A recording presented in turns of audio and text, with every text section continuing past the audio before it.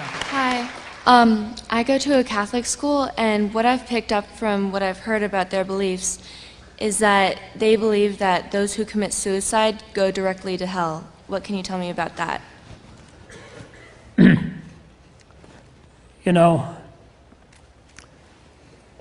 this question has so many ramifications other than that. It goes into things like assisted, suicide type thing where the machines are pulled off, or living wills, and all these things actually now are coming into play.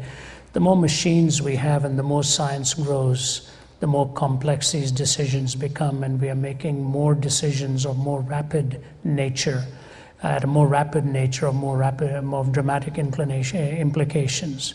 Let me just say this to you. I wish I had an absolute answer to give to you. I just say this: I wouldn't want to meet the Lord after I have taken my life. And the reason is, in Genesis 9:6, murder is called the ultimate attack upon the image of God. That's what murder is.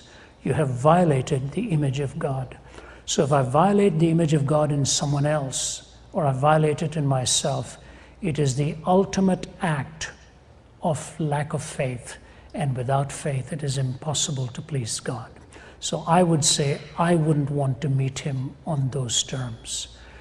I will also say this, that I cannot stand as a judge and tell the parent of an 18 or a 19-year-old where life has been wasted like that, that that's the end and that that person is hellbound. That's not my prerogative in life. I would have to leave God as that judge and leave God to work for the peace of a family that has had to live through it. I would never want, I tried that once. And it took me years to even talk about it. I never talked about it to my parents afterwards.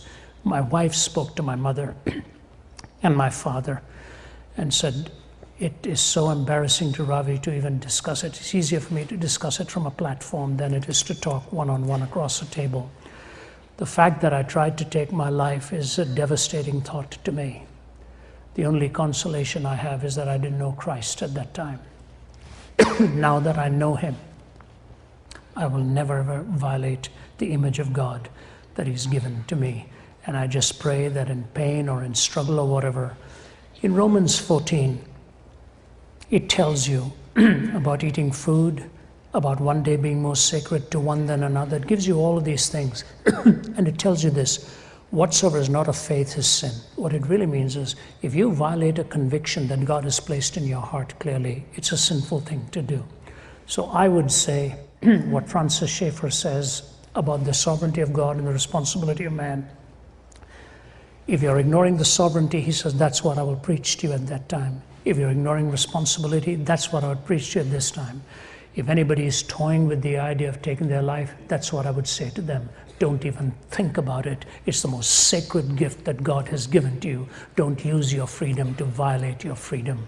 The eternal destinies are in the hands of God, but the moment is for us to choose and select. Let us not violate what God has given to us as a sacred gift.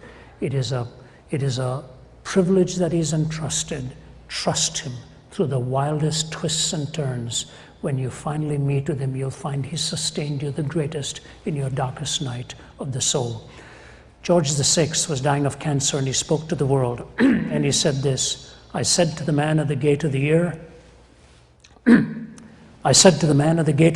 give me a light that I may walk safely into the unknown. And he said to me, go out into the darkness and put your hand into the hand of God. It shall be to you better than the light and safer than the known. Life is too precious. Don't squander it. Go out into the darkness, put your hand into the hand of God. It shall be to you better than the light and safer than the known. The greatest triumphs are those who have survived the greatest darkness. In love's service, the wounded soldiers will serve best. So don't think of hurting your life. He will carry you through. That's what I would tell the young person. Eternity is in his hands, and I wouldn't want to risk it on that kind of ambiguity. Okay? God bless you.